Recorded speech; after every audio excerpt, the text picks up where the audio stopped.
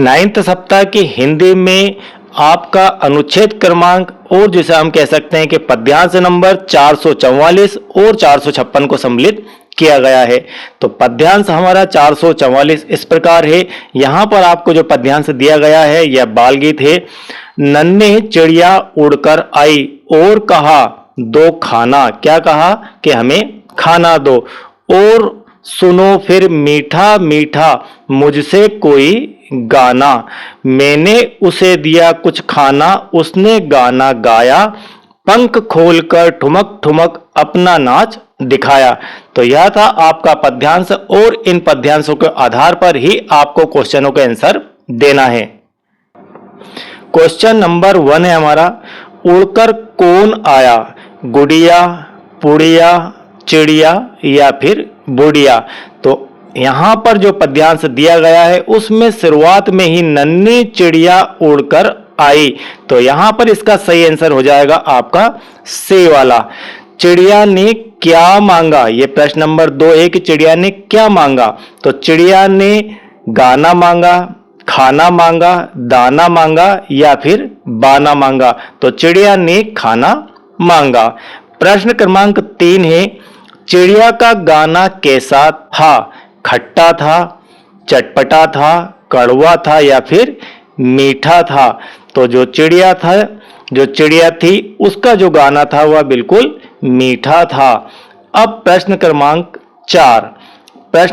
4 है, चिड़िया ने नाच क्यों दिखाया, दुखी होकर, लड़कर, खुश होकर, घबराकर। तो चिड़िया ने जो नाच दिखाया वह खुश होकर दिखाया था क्योंकि उसे खाना मिला था। अब प्रश्न क्रमांक 5, ठुमक ठुमक का अर्थ क्या है। यहां पर आपको ठुमक ठुमक का अर्थ बताना है। 4 ऑप्शन दिए गए हैं, उछल उछल कर, फिसल फिसल कर, ठुमक ठुमक कर, लुढ़क लुढ़क कर। तो इसका सही आंसर आ जाएगा ठुमक ठुमक कर। तो यह आपका पद्यांश 444 कंप्लीट होता है। अब हम लेते हैं पद्यांश या अनुच्छेद 456। पद्यांश 456 यह आपसे 7वें सप्ताह में भी पूछा जा चुका है। चूंकि 9वें सप्ताह में दिया गया है शेड्यूल के अंदर, इसलिए हम इसे कंप्लीट करेंगे। निम्नलिखित सूचना के आधार पर प्रश्नों के उत्तर में सही विकल्प पर गोला लगाइए। यहां पर आपको एक पोस्टर दिखाई दे रहा है। इस पोस्टर में ऊपर लिखा हुआ है मेला और स्थान लिखा हुआ है दशहरा मैदान। कुल मिलाकर पोस्टर में जो लिखा है उसका अर्थ यह है कि यहां पर मेला लगा हुआ है और मेला लगने का जो स्थान है वह दशहरा मैदान है। अब दशहरा मैदान में आप देखेंगे तो यहां पर मिठाई की दुकान लगी हुई है, यहां पर कपड़े की दुकान लगी है, यहां पर झूले वाला है, यहां पर शौचालय है, यहां पर गुब्बारे की दुकान है, यहां पर झूला है, यहां पर पुलिस सहायता केंद्र है, यहां पर फिरकी वाला खड़ा है। ठीक है, कहां खड़ा है फिरकी वाला, ये यहां पर खड़ा है। यहां पर शौचालय बना हुआ है, यहां पर खिलौनों की दुकान लगी हुई है और यहां पर पानी पीने के लिए प्याऊ लगा हुआ है और यहां पर बर्तन की दुकान लगी हुई है। तो इतनी दुकानों की पोजीशन यहां पर बताई गई है। और आगे पढ़ते हैं इसे। दिनांक 14 मार्च से लेकर 18 मार्च तक यह मेला लगा हुआ है। समय है मेले के लगने का सुबह 9 बजे से लेकर रात्रि 10 बजे तक यहाँ पर सभी दुकानें खुली रहेगी, इसके बाद बंद हो जाएगी। ठीक है, मेले में जो दुकानें हैं उनका विवरण इस प्रकार से दिया गया है। यहाँ पर मेले में दुकानें हैं, दुकानों में सामान है, उन सामानों की क्या क्या कीमत है यहाँ पर कीमत भी दी गई है। गुब्बारे की कीमत क्या दी गई है, 5 रुपए का एक गुब्बारा है।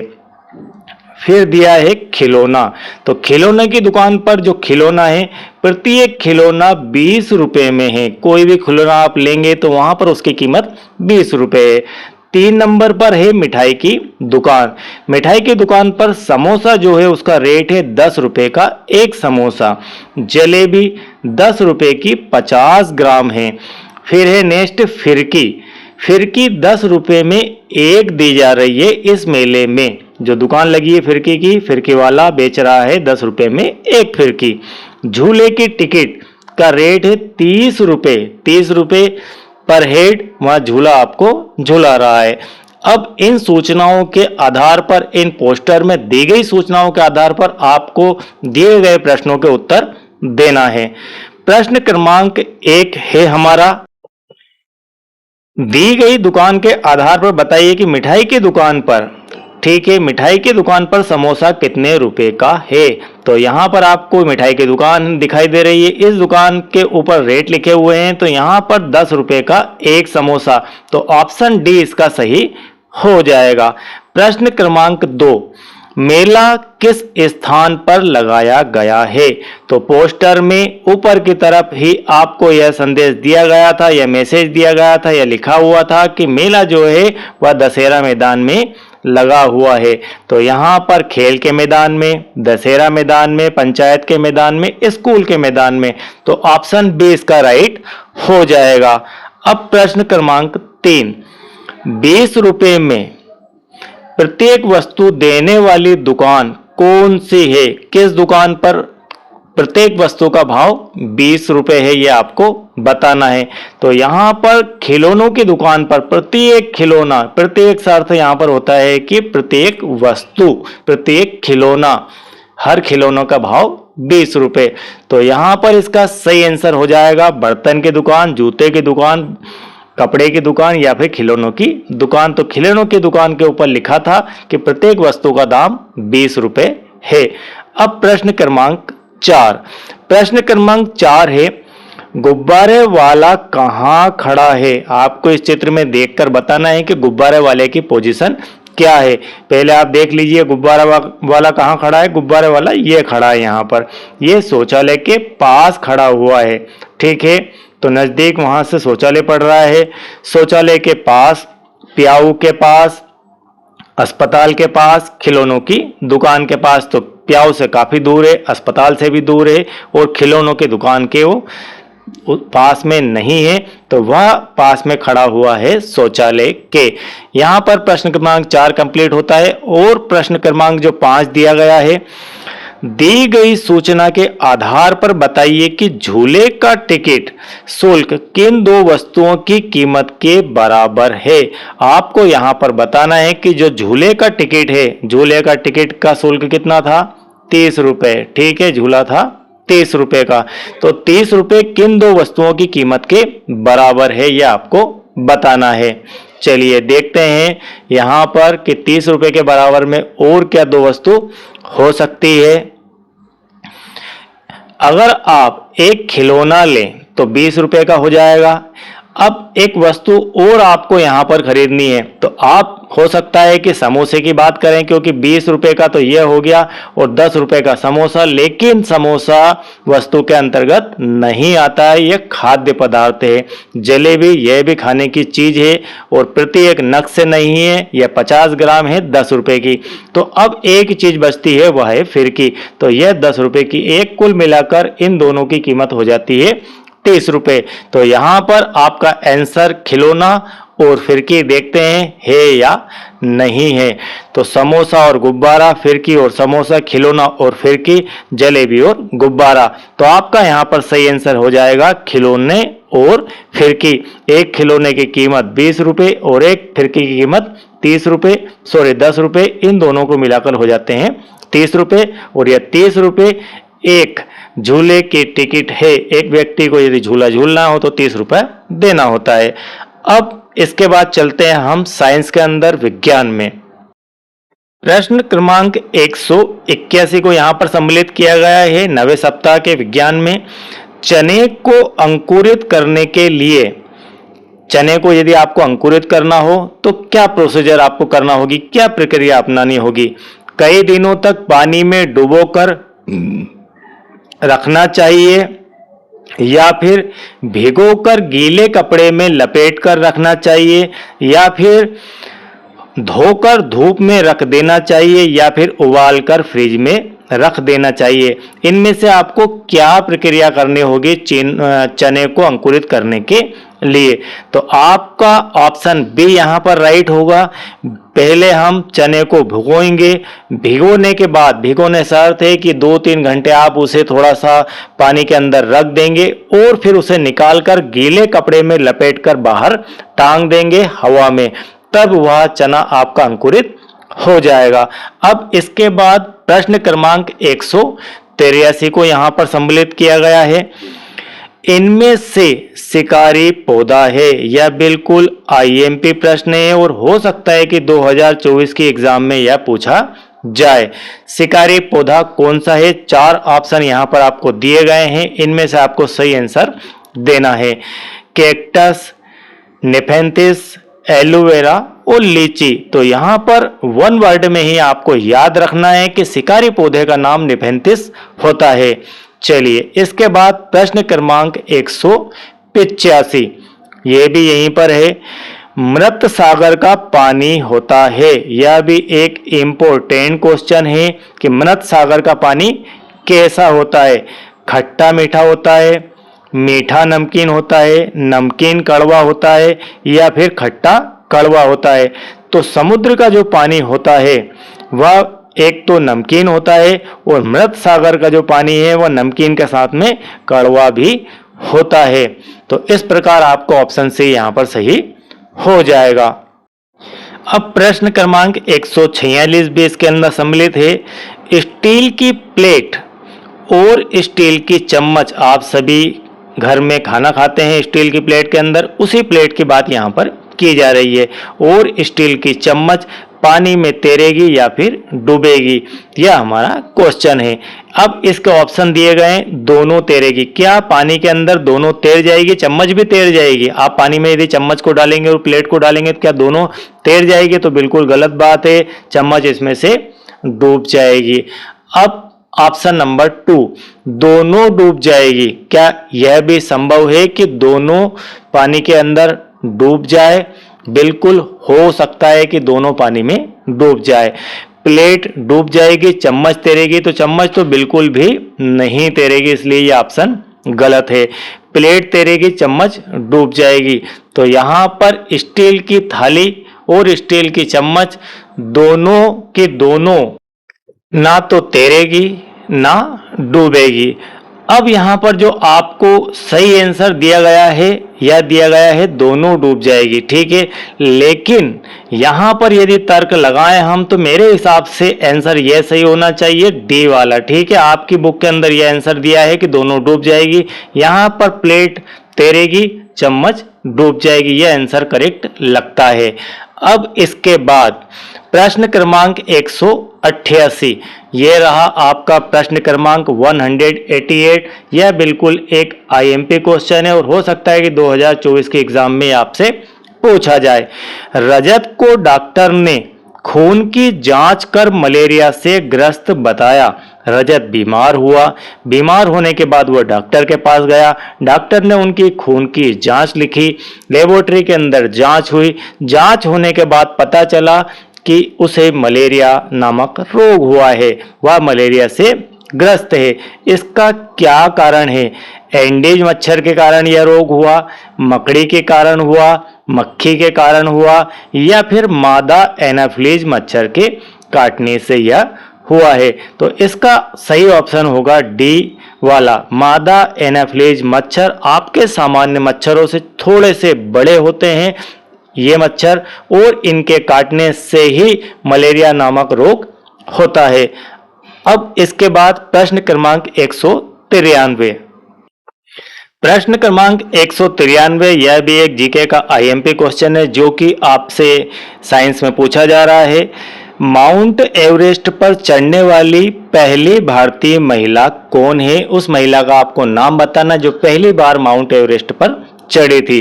पीवी सिंधु, बछेंद्री पाल, मेरी कॉम या फिर गीता फोगाट। तो इसका सही आंसर आ जाएगा बछेंद्री पाल। पीवी सिंधु, मेरी कॉम और गीता फोगाट ये वेट लिफ्टिंग और टेबल टेनिस और आपके पहलवानी के ये खिलाड़ी हैं। तो आपका सही आंसर यहाँ पर बछेंद्री पाल होगा। अब इसके बाद प्रश्न क्रमांक 199 भी आपका यहीं पर दिया गया है। नीचे की तरफ चलते हैं, ये आ गया। ठीक है, अब यहाँ पर जो क्वेश्चन है वह है वाहनों में किस ईंधन का उपयोग करने से सबसे कम प्रदूषण होगा? आप वाहनों में यात्रा करते होंगे, उन्हीं वाहनों की यहाँ पर बात की जा रही है कि उन वाहनों में किस ईंधन का आप उपयोग करेंगे कि प्रदूषण कम से कम होगा।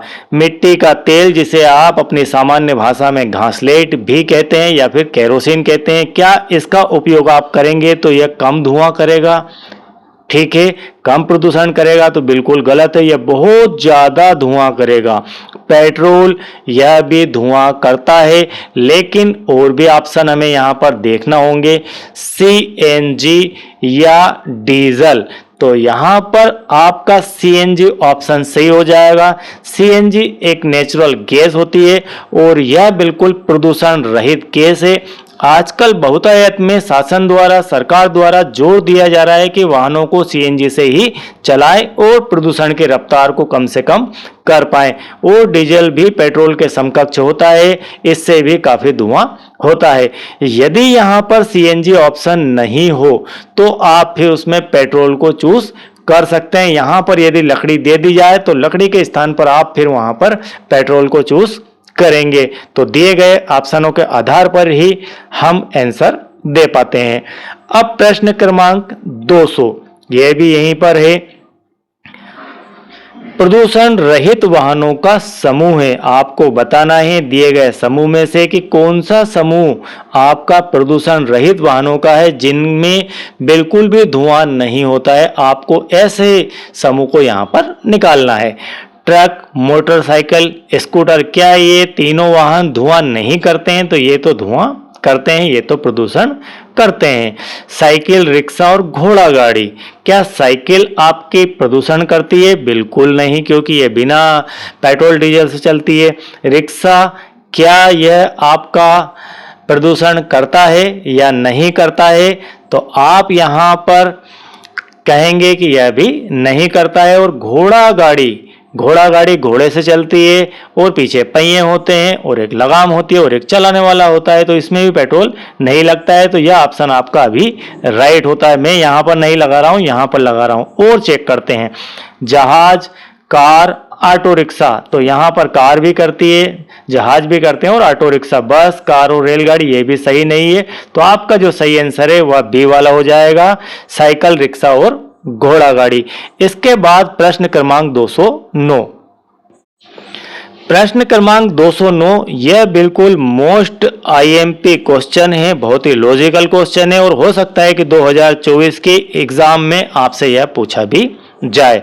घरों में वेंटिलेशन या फिर जालियां, जो आपके घरों में जालियां लगती है उन्हें आप इंग्लिश में वेंटिलेशन कहते हैं, ऊपर लगाए जाते हैं। मान लीजिए ये आपका घर है, इस प्रकार से कोई कमरा है, कोई उसकी दीवार है, तो यहाँ पर छत के बिल्कुल लगी हुई, सटी हुई यहाँ पर वेंटिलेशन लगती है। इसी वेंटिलेशन की यहाँ पर बात की जा रही है।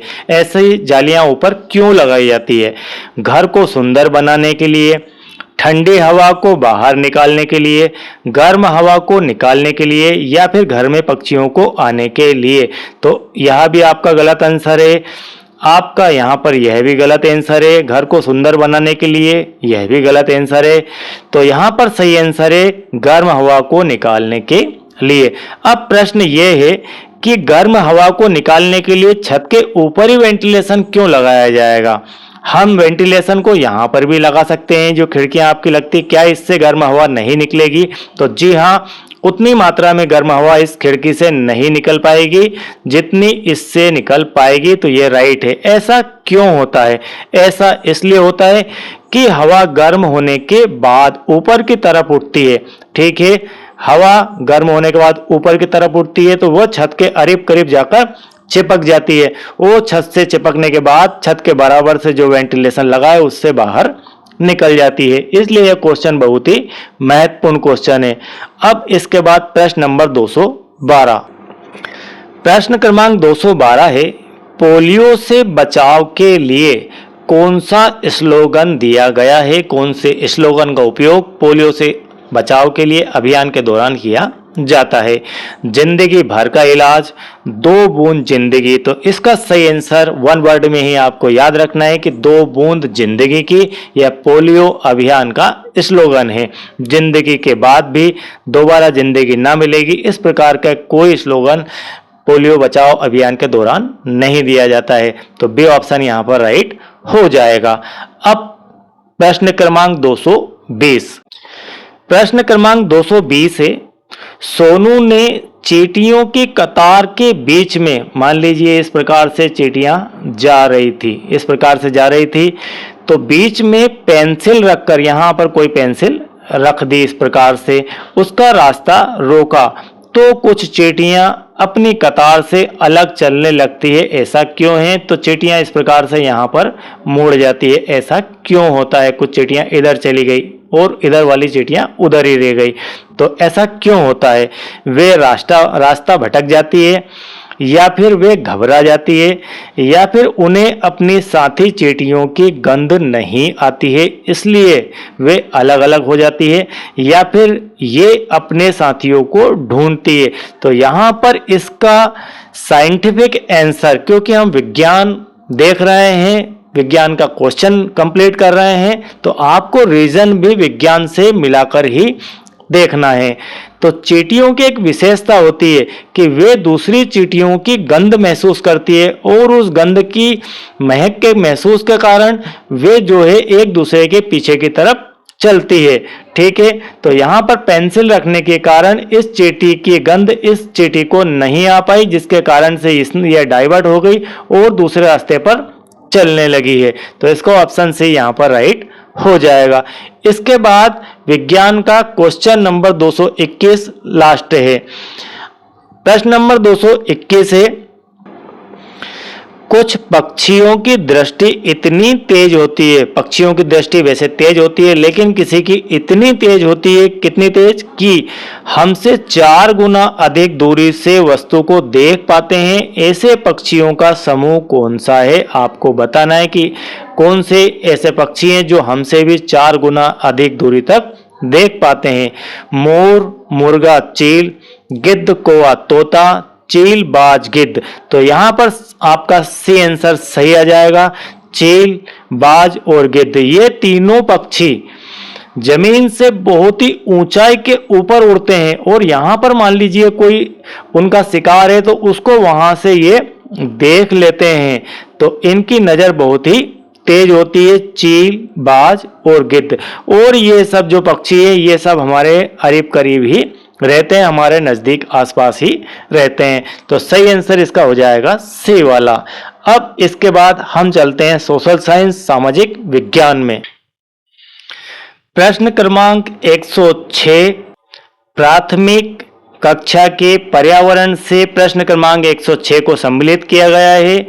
आप अपने पिताजी के साथ, मान लीजिए आप स्वयं हैं और आपके पिताजी के साथ मोटरसाइकिल पर जा रहे हैं। अचानक आपके पापा को यातायात संकेत पर लाल बत्ती दिखाई देती है। आप यदि महानगरों के अंदर जाते हैं तो आपको लाल बत्ती वहां पर दिखाई देती है। पापा को क्या करना चाहिए? आपके पिताजी को उस समय क्या करना चाहिए? लेकिन इसका आंसर आपको देना है कि पिताजी को उस समय क्या करना चाहिए। चलते रहना चाहिए, मान लीजिए सिग्नल दिए गए, इनमें से यहाँ पर रेड कलर की बत्ती स्टार्ट हो जाती है। इस स्थिति में आपको क्या करना है? चलते रहना चाहिए, बाइक रोक देना चाहिए, अधिक गति से बाइक चलाना चाहिए, कम गति से बाइक चलाना चाहिए। तो यहाँ पर इसका सही आंसर आ जाएगा बाइक रोक देना चाहिए। यह आपकी जो बत्ती होती है यह स्टॉप की ही बत्ती होती है कि अब आपको यहाँ पर रुकना है। ठीक है, चलिए इसके बाद प्रश्न क्रमांक 258 4th क्लास के पर्यावरण से। प्रश्न क्रमांक 258 है, ऊंची इमारतों में रहने वाले लोग ऊपर से नीचे आने के लिए इलेक्ट्रॉनिक साधन का प्रयोग करते हैं। मान लीजिए इस प्रकार की कोई बड़ी बिल्डिंग है और कई मंजिला या इमारत है, तो इस इमारत पर यदि आप सीढ़ियों से चढ़ेंगे तो हो सकता है कि आधा घंटा लग जाए। तो ऐसे स्थिति में यहाँ से उतरने के लिए, चढ़ने के लिए किस साधन का उपयोग किया जाता है, यहाँ पर यह पूछा जा रहा है। उस साधन का नाम क्या है? सीढ़ी। बिल्कुल सीढ़ी से जा सकते हैं, लेकिन यहाँ पर इलेक्ट्रॉनिक साधन पूछा जा रहा है, तो सीढ़ी क्या इलेक्ट्रॉनिक साधन है? तो नहीं।